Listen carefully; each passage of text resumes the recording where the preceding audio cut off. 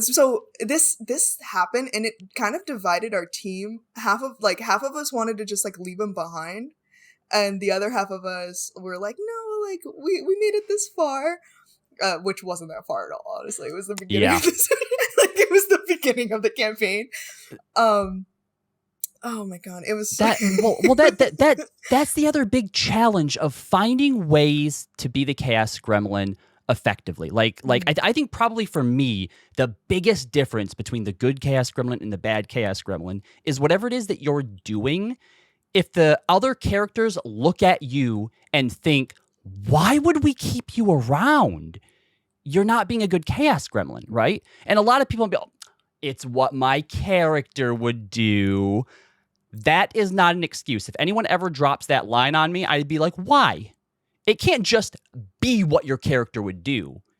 Why would your character go back to the scene of the crime and say, I know who did this?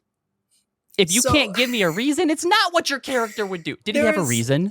So there was this problem that he had specifically, was that he wouldn't pay attention when other people were, he's our bro. We love this guy.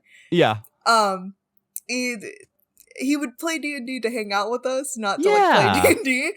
And so like he wouldn't really pay attention to like when we were doing things, and then would get caught up in a situation like that because Adam's a GM that likes to bring consequences to things. Yeah.